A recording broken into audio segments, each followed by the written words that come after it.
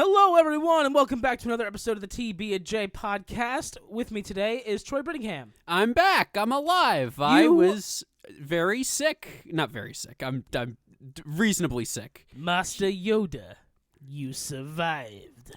Yep. I didn't have a response, but I just had a really bad cough. I wasn't like dying. But I mean, you were pretty sick. yeah, but it's like normal sick. Yeah. But I still have I still probably sound kind of weird. I don't know if it picks up on the mic yet, but It does not. I am. You've always sounded weird. Okay, thank you. I am consuming cough drops like candy for this recording. And if I ever make a real bad mouth sound, that's why we have editors, right, Jeff? Editors? Yeah. No, it's just me. Oh, okay. Well, thank you for your service. I am producer, director, editor, publisher, everything. Right, thank you for your service. Yep. Halo Season 2 finale. TB&J!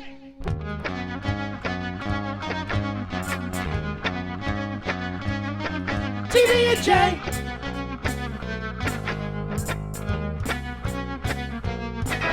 TB&J!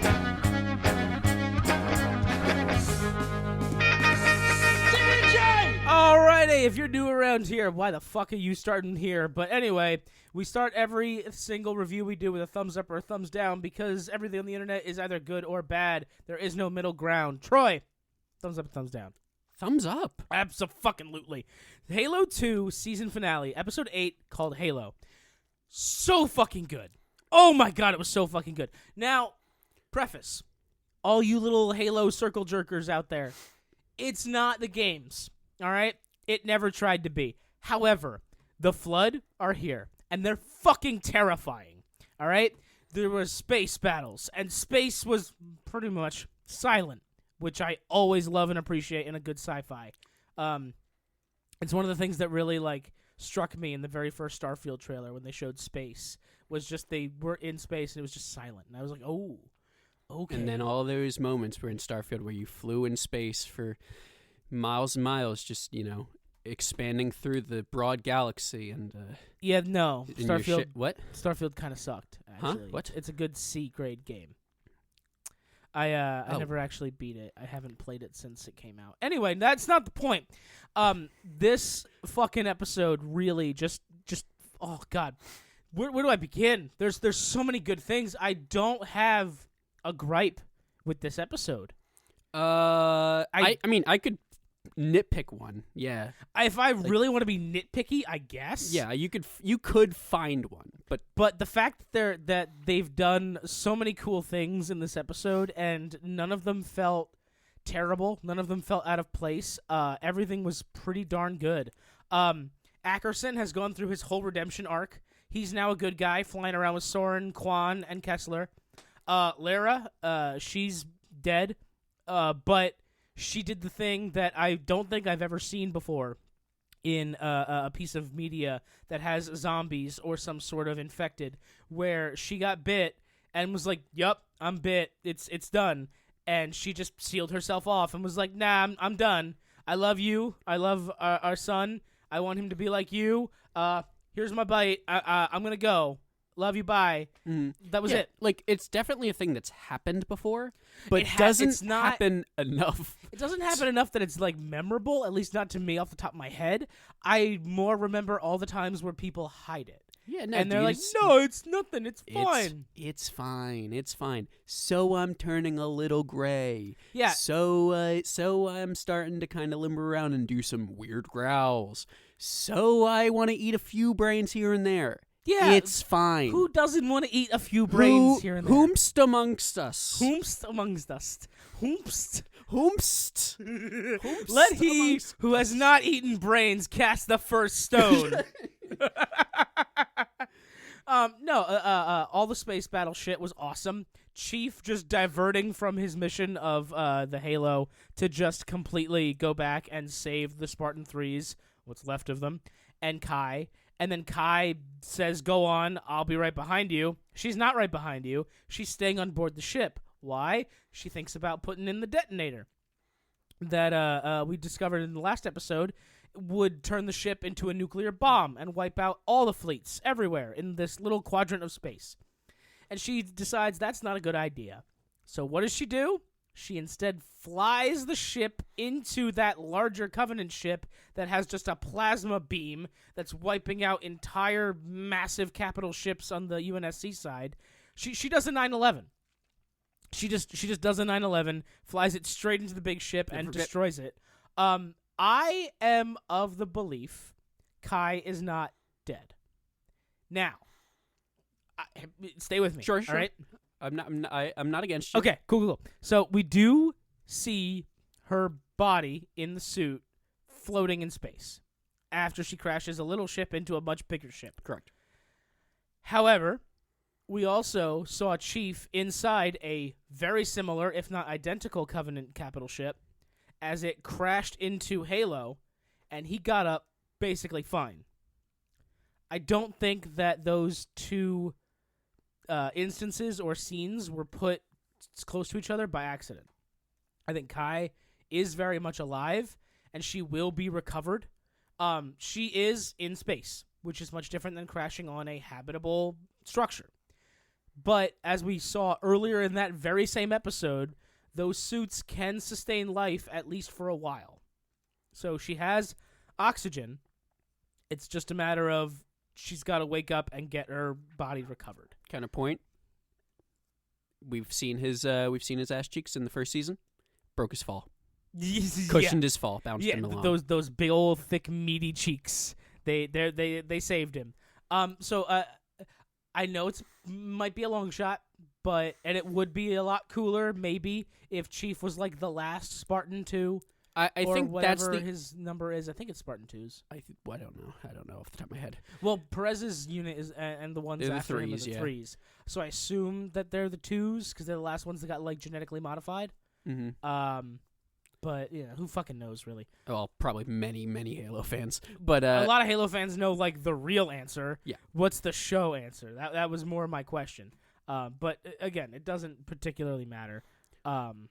But the only thing that's holding me back from thinking that is narratively season 3, him starting off and being like, "Well, I'm the last Spartan," or at least Spartan. Yeah, it's a very strong start to season 3. Yeah, which is also sort of the officially, rest of Halo. Too. I want to point out officially, season 3 has not been greenlit as far as I can tell. Mm-hmm. I'm really hoping it does because holy fucking shit, season 2 really just like brought me back in.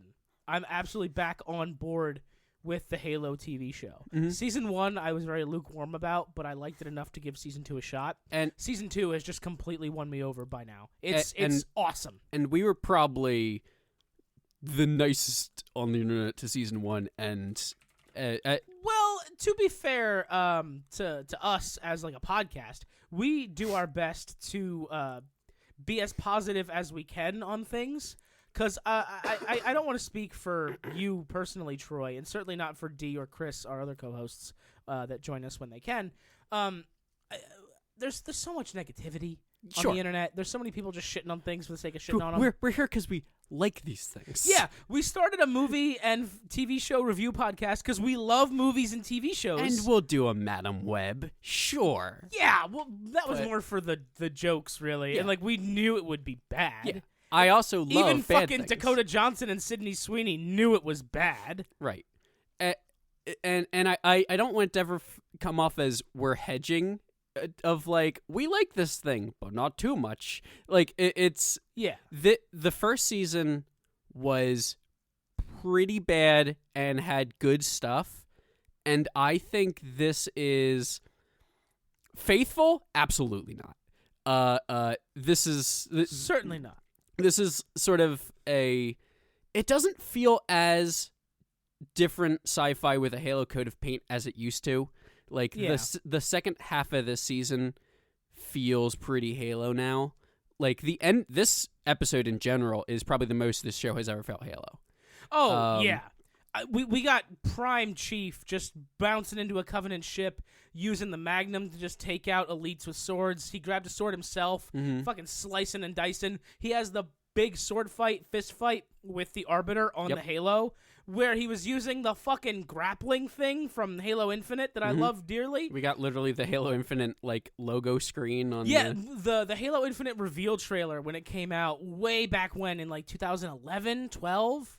No, I'm lying. It came out 2018, 19 because the Xbox One, the Xbox Series X launched 2020. I remember that.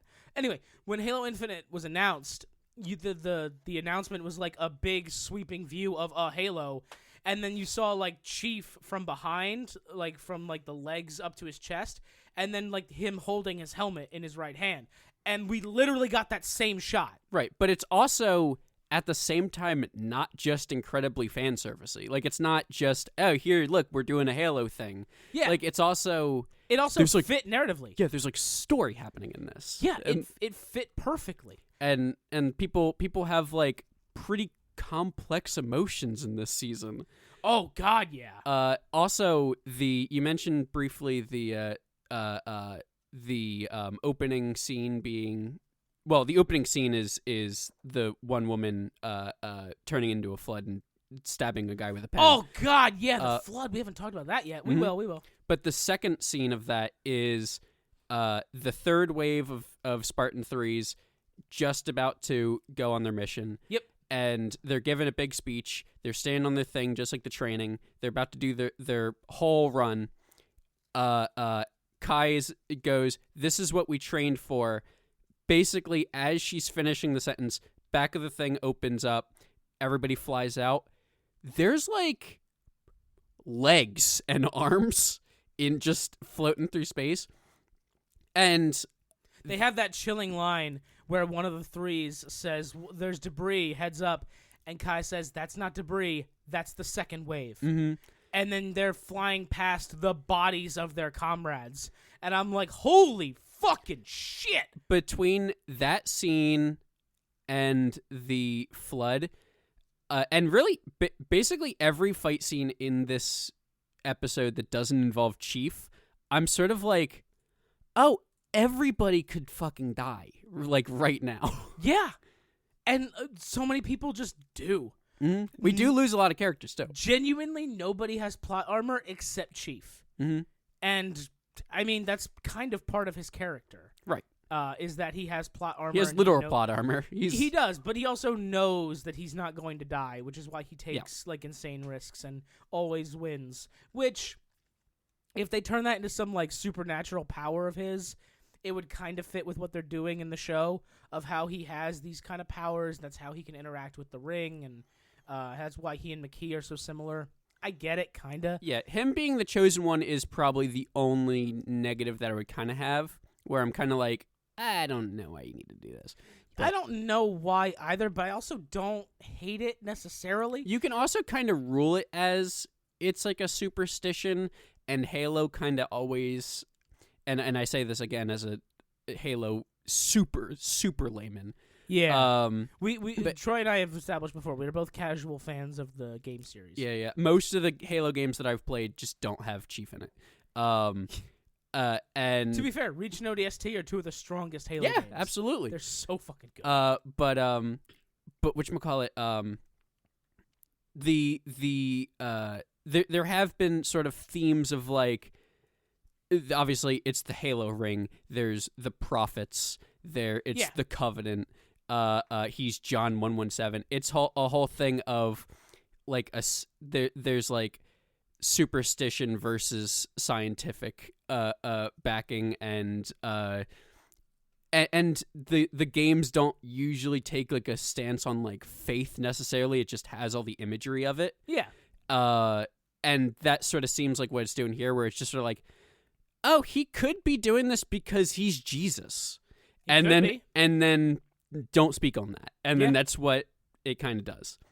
And I'm fine with it being that. And at the end, he could be a guy who's just like, yeah, I did all this because I'm Jesus. And it's just sort of like, or you got really lucky and you're really skilled. Exactly. It could go either way.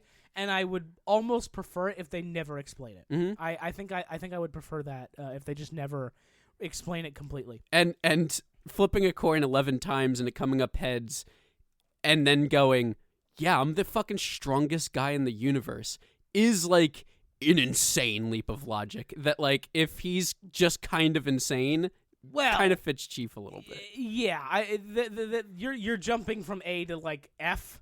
Right. There were a lot of steps between. No. The strongest man in the universe, but you're not far off from the line. Sure. One of my other favorite things about this whole show is that almost every character that I've ever like written off as like a bad person or I didn't like them, they do something that makes me like them a little bit more. Counterpoint.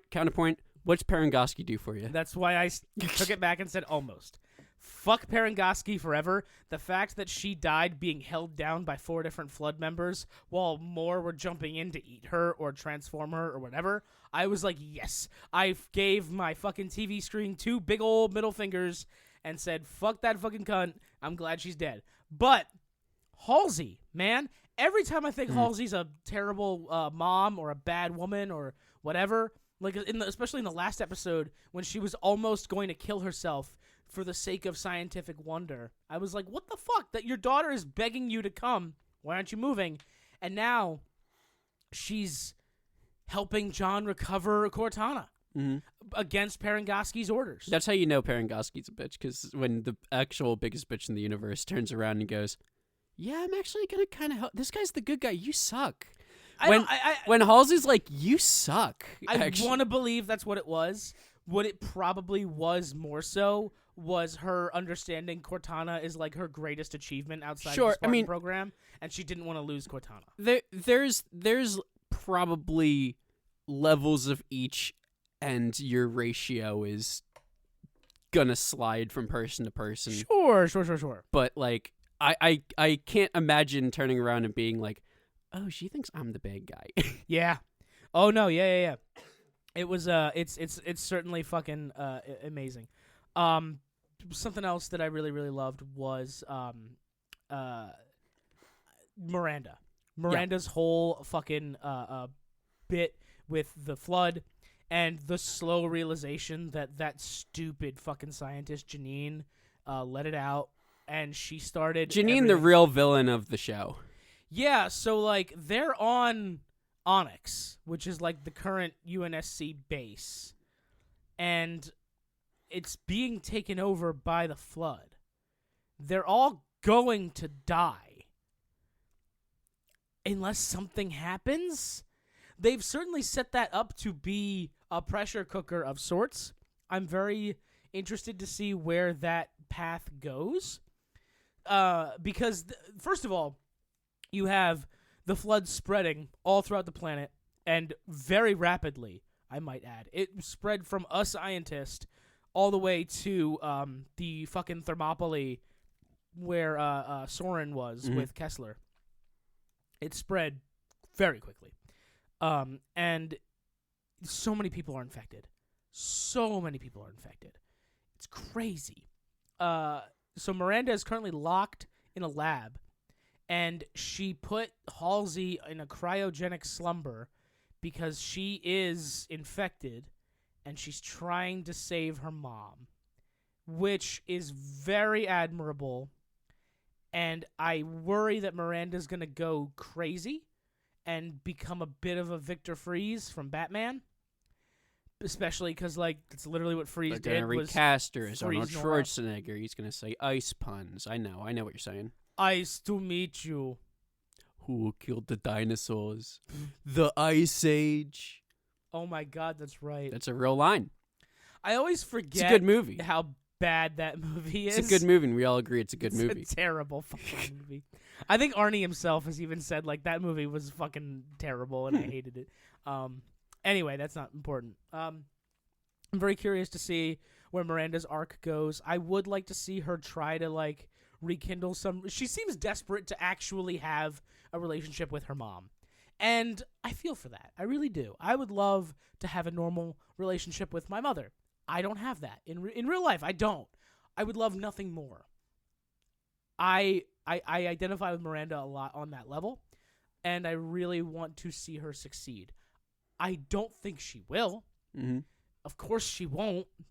But I think Miranda trying to cure, in big quotes, Halsey is going to lead her to the realization that the Flood are not easily killed or destroyed, and that it'll lead her into all of the what's the word I'm looking for? Lore dump or information dump, I guess, that we get from 343 Guilty Spark in Halo 1, in that the Forerunners who created the Halos and are presumably what that scientist corpse was in the previous episode, they realized the Flood could not be killed. The only way to kill them was to starve them. And to starve them means you have to eliminate their food source being anything organic, hence the Halos. And the Halos were invented to wipe out all life in the galaxy, the universe, so that you starve the Flood and they will die. I really hope that's where Miranda's arc ends up, is like with that realization, because I don't think we're gonna get that from Guilty Spark this time around. So, and I say that we see Guilty Spark at the very end of the episode. Yep. He is interviewing John about his intentions, why he does what he does, what he's doing on the Halo, and at the end of the episode, Guilty Spark says, she said the same thing about you, and implying that he's also talking to McKee in like a different room. Yeah. And he's interrogating both of them. So I'm very curious to see where that goes as well. He also says they're here in the dark below. They've been waiting to meet you. So I don't know what direction they're going for here, unless they're actually going to bring in the Forerunners and have like some survivors or something that are going to meet Chief and talk to him about the Halos and the Flood. Downstairs is actually all the other Microsoft Xbox exclusive characters. You go down there, there's Marcus Phoenix, there's Keep going. There's the Forza car. Keep going. Man, that's it. Sunset Overdrive, that guy. Oh, yeah, the Sunset guy. Keep going. Oh, boy. The Hellblade lady? Senua, yeah? Yeah, sure. Rayman had an Xbox game, right? Rayman is actually owned by Sony. Right, but it's across all platforms. Gotcha. Yeah. Maybe just the big X. You could put in your funny friend with the beard who's gay from Starfield. What's his name? Barrett? No Barrett. clue. Barrett's the first companion you meet in Starfield. Okay. Maybe Sarah Morgan as well, head of Constellation. Oh boy. Anyway, and others. And it would be great if he's like, oh my god, Marcus Phoenix from Gears of War, and he looks over and it's just like a lineup of characters he just doesn't know, and he's like, others. Would that be great? I feel like turn it off. No, it would actually be the worst show of all time if it did that. But especially since Netflix has the rights to the Gears of War show. Or movie. I don't remember what they're doing. But allegedly they're working on a Gears of War project. And it's been in development hell since like 2014, so I have no faith in it whatsoever. Anywho, so I don't know where Guilty Spark is going with any of this, because when you meet Guilty Spark in Halo 1, they are very intent on activating the Halo because they understand the Flood is now loose because the Covenant have found them deep within the Halo and released them. And they're like, great, the galaxy's in danger. We gotta activate this thing now. And then Chief's like, hold on. I don't want to wipe out all life in the galaxy. And then Spark's like, well, fuck you then. And then you guys fight. And then you destroy Guilty Spark. I don't think that's what's going to happen here. I mean, it's clear he's not a good guy, but it's also not exactly clear if he wants to activate the Halo or not. Or even if they know, like, I say they, it's a robot, who cares? Yep. It's if unclear. If he was a good guy, then he'd be innocent Spark. It's unclear whether it even knows the Flood exists. Because the Flood in this universe got released from a Forerunner lab that Halsey and Miranda and Quan found, whereas in the games, the Flood samples were sealed within Halos. And so obviously Guilty Spark knew about them. Their whole job as the protector of the Halo was to make sure the Flood didn't get out, and to activate the Halo should they get out. Which, why are you keeping Flood samples? Don't do that. Just let them all die. Why'd you keep samples? That's so stupid. I'm sure it's explained in a different game or a book, but it seems really stupid, like a big plot hole. Why didn't you read every book? Like every book, not just Halo. I have crippling ADHD. I actually can't read books unless I'm like actively taking medicine. Have you thought about reading multiple books at one time to keep your attention on all of them? You know what? That's actually a thing I've done as a child. I would start different books, and then I would just read them all. Like I'd read a bit of this one, and then go to this one, and then go to that one.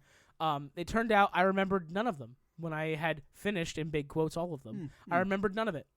So I was like, this didn't work. And then I would like try to read a book, and I'd be like, I can't retain this information. I read this page 4 times, and I still don't know what it said. I'm just going to shut this book and not try. And since graduating high school, I've probably only read a couple dozen books. And I used to love reading.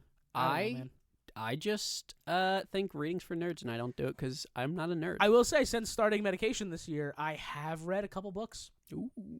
I actually have read books again. I forgot how much I loved reading. Ooh. Yeah, surprisingly wholesome spin on the Yeah, day. that makes you a nerd and a dork, and I'm going to give you fucking swirly. Wow. Yeah. It's my house. You're not going to give me a fucking swirly. Fuck you. How demeaning would it be to get a swirly in your own In home? your own house. Oh, my God. Fucking Big Lebowski style. This is what happens when you fuck a stranger in the ass. Troy. That's a different scene. Is there anything else you would like to talk about before we move on to grading and predictions? Yeah, probably. There's a lot in this. There is. I feel like we've gone on plenty of tangents, though, and I don't know where we are. I'm sorry. No, well, we did not go through any consistent, like, run through on this episode. You can probably watch this episode without having seen the episode yet. It's probably not a spoiler. Yeah. Well, we did say the Halsey is infected and in cryo sleep. I'm just saying that we're incomprehensible. But you're not wrong. But we kind of suck. Yeah. We're bad. Why are you listening to this? There's so many podcasts. So many. Troy, shut up. What are you doing? Just think about it. No, shut the fuck up, man. Free yourself now. What? Free yourself. I'm sorry? You're trapped by the binds of this podcast. Troy, this isn't our Conspiracy Corner podcast. This is the Halo podcast. We really need one of those. Dude, we really do. We should pivot into a right-wing conspiracy podcast. Honestly, we would get a lot more viewers. We would get a lot more money. Oh, my God, Think of all the money. Oh, my God. Anyway, Halo. I was reading about newscasters. Apparently, Fox pays, like, the most among all the major networks. So there are a lot of people that work at Fox that just, like, take the checks and silently vote Democrat and then loudly proclaim that they're Republican. Yeah, dude. Yeah, and all the because they're not idiots. There's all the leaks and stuff that happened, and everybody was just like, God damn, we have to fucking talk about this Trump guy again. They like hate him. Oh my God. But this isn't a podcast about Fox News. Or Trump. Don't ever bring him up on my podcast again. That's I don't understand why you say that. We've brought him up maybe more than any other human being on this podcast. That's not true. Wait. Brought him up okay, I think I knew what you meant. Yeah. When he gets brought up on our podcast, it's usually one of us doing it. Mm-hmm. Cool. I'm saying don't bring him up ever again. Mm-hmm. Fuck the orange dictator, man. Mm-hmm. I'm just saying it's gonna happen. Also, fuck the old guy with sunglasses and ice cream on the other side. I don't like either of them, but at least he's not a dictator. Anyway, Jesus Christ, why?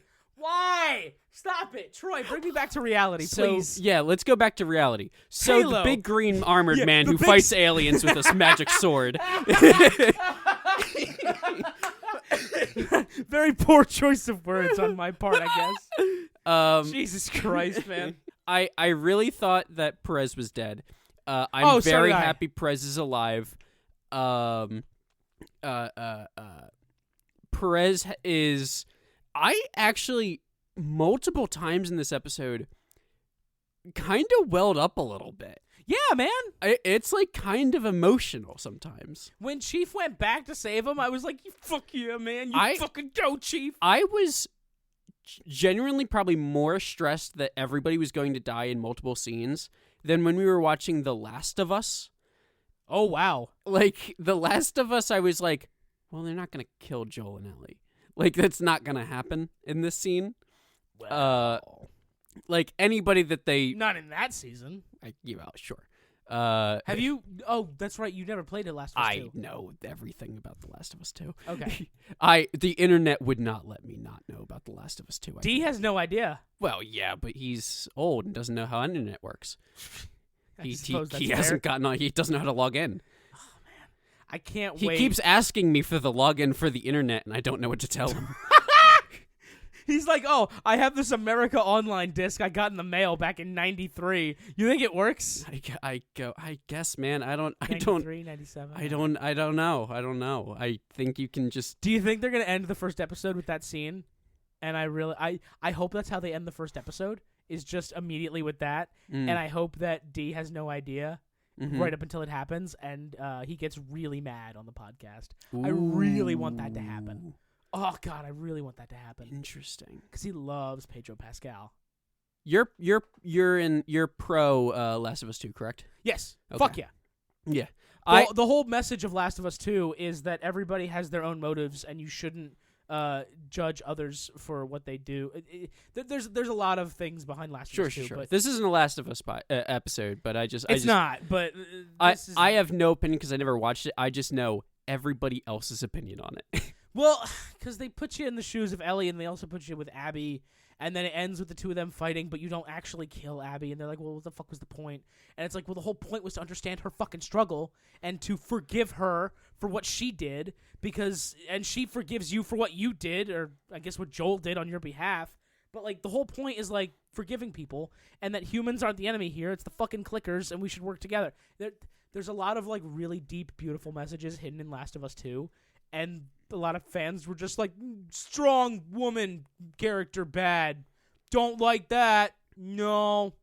Well, listen, if they... Fucking assholes. If they were mad that they made Ellie gay in the Last of Us TV show, a character who is already gay... Yeah. I don't think that the Last of Us Season 2 show is going to escape that. Oh, no. No. Internet's going to get big mad. It's going to be interesting.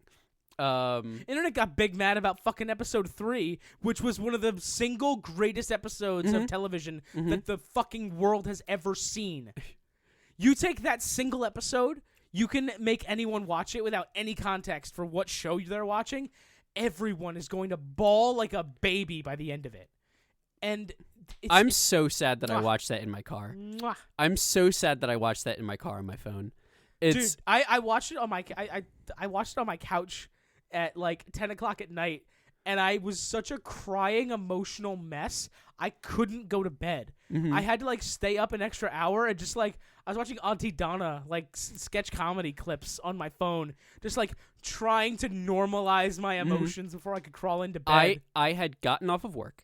I went to the mall right around the corner from you.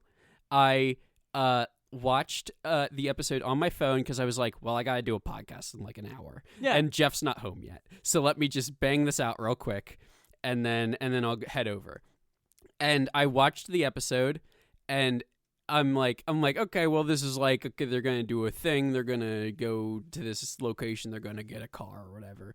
And then, and then I was just sobbing in the parking lot of this mall, and a security guard car went around, and I like tried to like hide it and act all cool and like put my arm up on the dashboard and was just like, I'm fine in here. And then I just walked around the mall for like 45 minutes before coming over. And what else can you do? And I'm just like, what the fuck was that? I'm like, why did I watch that in my car on my phone? It was the greatest episode of TV you've ever seen in your life. It's incredible. Absolutely.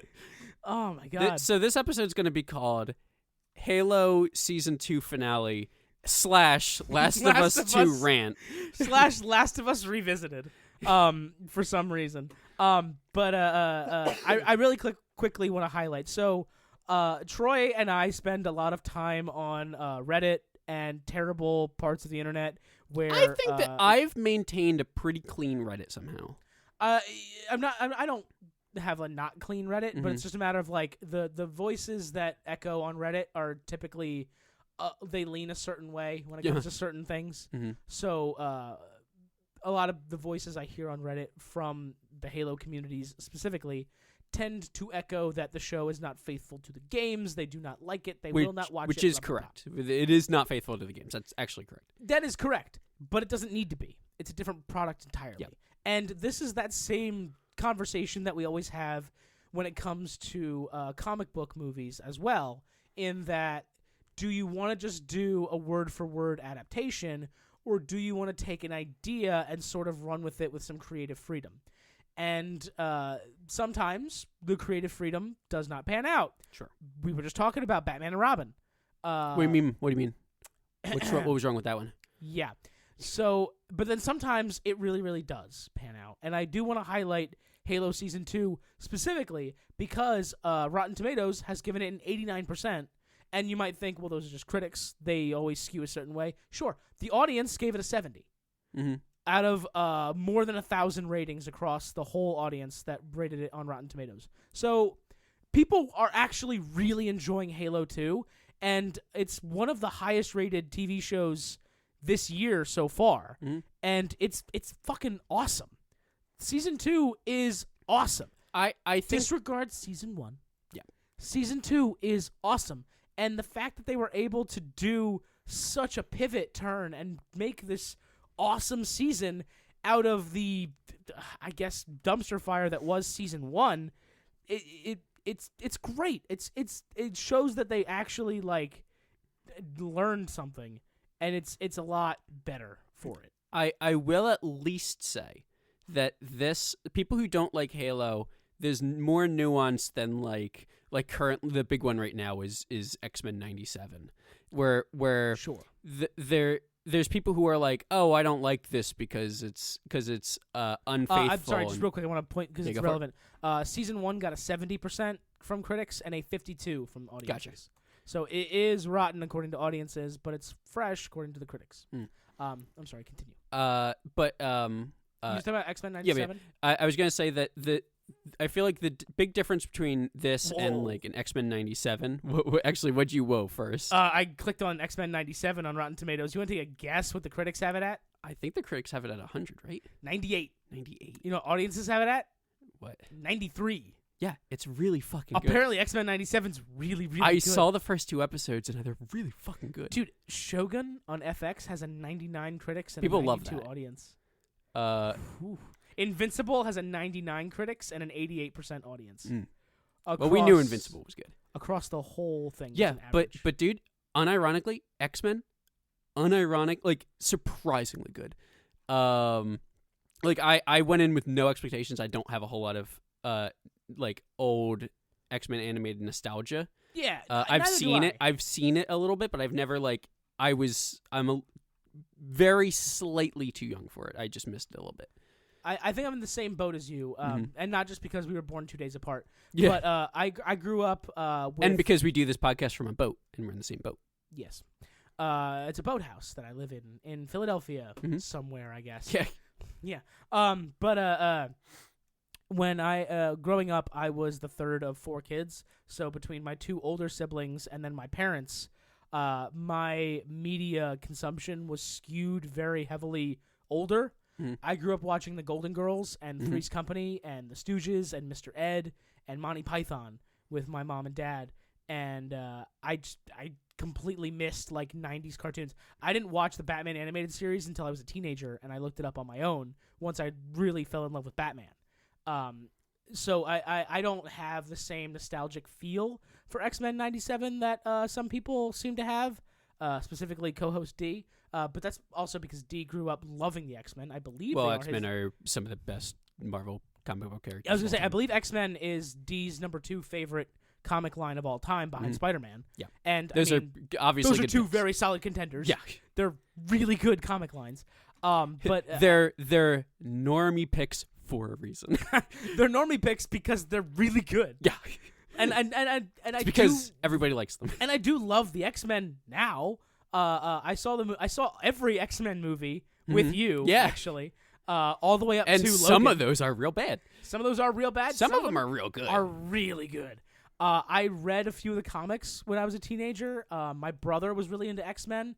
I actually have a board game from my parents' house that my brother left behind when he moved out for the Air Force. It's X-Men Under Siege, which apparently came out in like the late 80s. But it's got like every X-Men playable and all sorts of shit.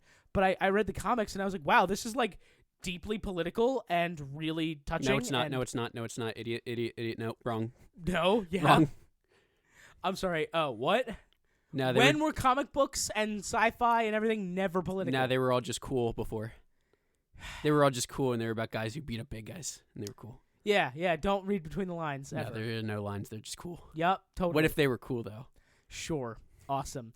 What if we just had a bunch of genetically superior minorities that were kept down by the normie overlords? That's not political at all.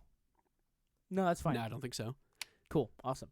But I loved all of the themes. I loved all of the mature undertones that went along with X-Men. I really, really enjoyed getting behind them. I felt intimidated at first just by the sheer cast of characters. But, everyone is so different, and everyone is very dynamic. It's a really, really good comic line. And I remember in high school you told me that, like, Marvel was canceling the line because Fox wouldn't sell the rights back? It was back when Fox wouldn't sell the rights, and there was a push at one point where they didn't want to do new X-Men stories, and they wanted to try to push the Inhumans as the new, like, fillers for the X-Men. Remember when that movie came out in 2020? I don't. No, that was that wasn't even the Inhumans. That was Mutants or something? No, that was God. I don't even remember the name of that fucking movie. I know, right? It was and I watched bad. it, and it's based off of a comic line. Inhumans had a TV show, which is even worse though. Inhumans is like Black Bolt. The New Mutants. No, that's a different thing. New Mutants is X-Men. That was the movie. New Mutants was a Fox thing. That was Anya Taylor-Joy is magic and stuff. Is that not the movie I'm talking about? Eternals. I was talking about the New Mutants. Oh, you were talking about New Mutants. Yeah. I thought you were talking about because it was an X-Men spinoff. Yeah. Yeah. That's what I was talking about. Okay. We came out in 2020. We had two different things. And it was a really bad fucking movie. Yeah, no, it was bad. Anyway. And came out in the middle of COVID, where nobody went to a movie theater anyway. Yeah. Imagine risking your life to go see New Mutants. Tenant tried, and you're like, man. People were like, yeah, I'll risk my life to go see a Christopher Nolan movie, and you're like, you can have various opinions on that. Yeah, that's. But New Mutants. Imagine dying for New Mutants, dude. But what I was saying originally, what started this whole thing here, was the discourse between this show and people going, this isn't faithful, they changed it, it's not the same, I wanted to see this, and it's not in there, has a little bit more validity because, and I'm not saying that there's zero of this, there's gotta be some of it. I just haven't seen it as much. Maybe it's huge, but I don't think it is. Mm-hmm. It's not as much as like an X-Men 97 or a Last of Us or a Rings of Power, where people are just like, they put fucking girls in this. They put what do you mean? There's like a black guy Spartan now. What? There's two gay Spartans. What the fuck is this all about? What? That doesn't seem to be happening that much with this. Yeah. And it seems more like there's a buy-in where people go, this is a Halo show, and somebody goes, is this really faithful? And you go, not at all. And there's a buy-in right then and there of, do you want to jump on or do you won't? And I think that both are kind of valid. I think that screaming about anything is kind of invalid sometimes, and we scream about things. This is a podcast where we exclusively scream about things that we like or dislike.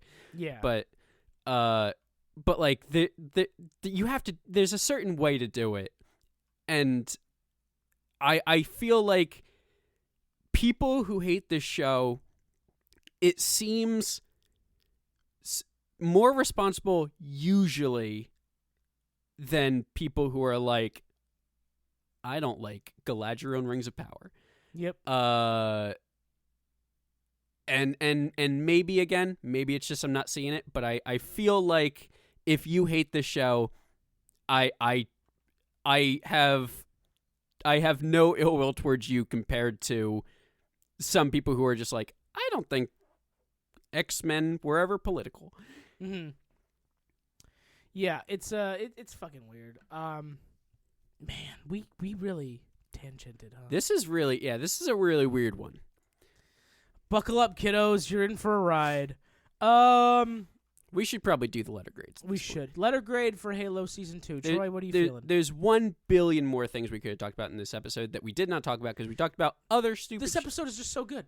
It's really just so fucking good beginning to end, and it's what I wish more of the show was, but it does leave me hopeful for a Season 3 should they renew it. You know what does kind of suck, too? I was trying to think about it. I don't know if you can watch Season 2 without 1, though. Once, like, maybe you might be able to get past it. You can probably watch like a 10-minute Season 1 summary on YouTube and then watch Season 2. That's probably not incorrect. But letter grade. Maybe I'm more convinced. I think at the end of Season 2, and I don't remember what my grade for Season 1 was, or if we even did letter grades yet. I believe we did. Okay. I believe we gave it a D or a C. Nah, we probably gave it higher than that. I don't think we hated that much. Well, maybe probably C. I believe we gave it a C. I would give this. I think Chris gave it a D. We gave it a C. I wouldn't put it into A. Certainly not. I would probably go. I think Goodwill. I'm gonna go B+. I think that I enjoyed this. We watched another thing about this. We watched every single episode of this together in your apartment. We did. That doesn't happen with most of these shows. Usually we just watch them at home. We're on our phones and then meet up. Yep.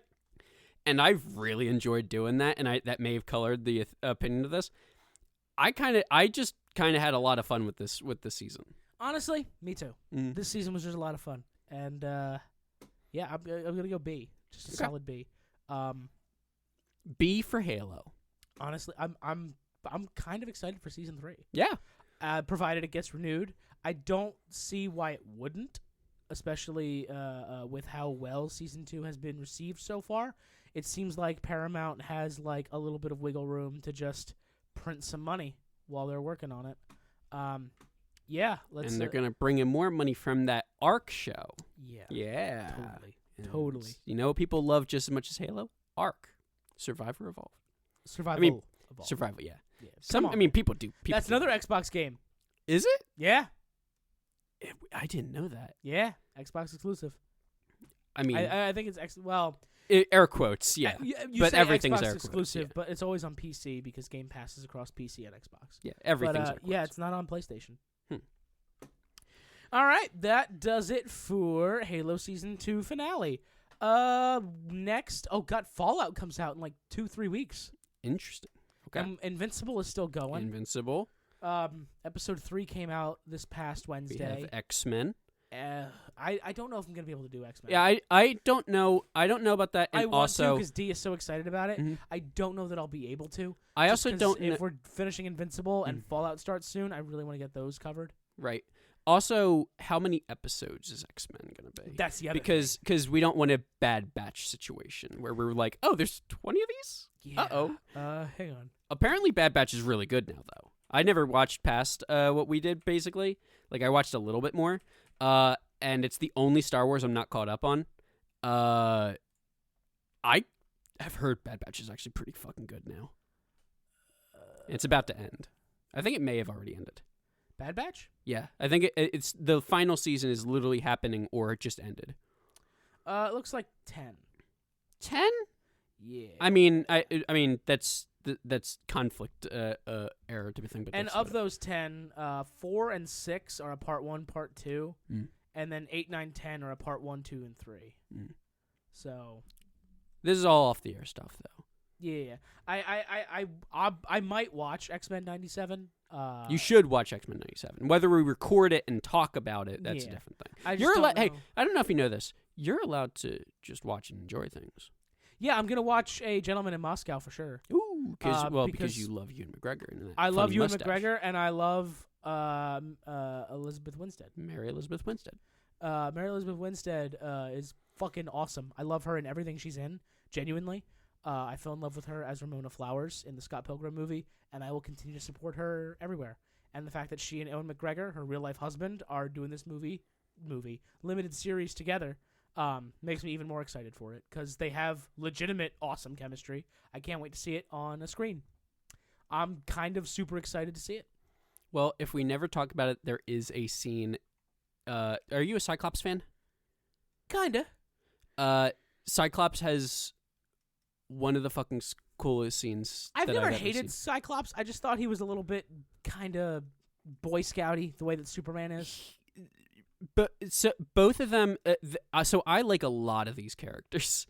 I love that he's different than the others in that way. Because like a lot of the X-Men tend to be like shades of gray, instead of just stark good and evil. Right. But there's sort of this archetype of like leader, Boy Scout kind of guy of like a Superman, Captain America, Cyclops, and I love them all. And Cyclops, I think probably, depending on who's writing Captain America, maybe. But Cyclops kind of has the most going on, I think, inside of everything. Oh, really? He's sort of just like, yeah, what if I was like the most haunted, depressed fucking man just trying to make this team work? Like, he just seems like a stressed dad all the time. Okay. And then his wife dies.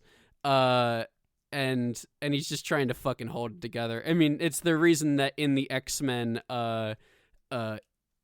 animated series and the 97, because they recreate it, when they're doing the whole lineup of all the characters, everybody's doing cool stuff and acting cool, and he's falling to his knees in anguish and shooting at the sky.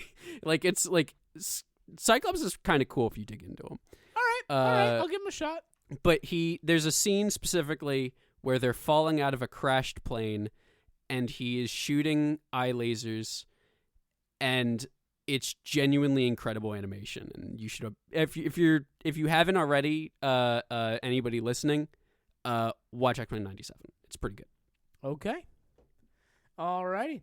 That concludes the Halo Season 2 finale. Kind of the Halo Season 2 finale episode. Kind of, yes. We talked about a lot of things that weren't Halo. Yes. Still, it was pretty fucking dope, and we hope that you enjoyed the crazy, awesome ride with us. Sorry for any coughing and sniffling that may have happened throughout the episode. we're both just kind of dealing with the end of this like seasonal allergy bullshit, which apparently I have now that I'm approaching 30. I never had it before in my life, and now it's like, oh, the seasons are changing. You're going to be coughing up mucus for like 2 months. Are you excited, buddy? And I have to go, no, and my lungs say, too bad. That's my life now. Well, all right. Thanks for listening. Ending on a happy high note. Woo!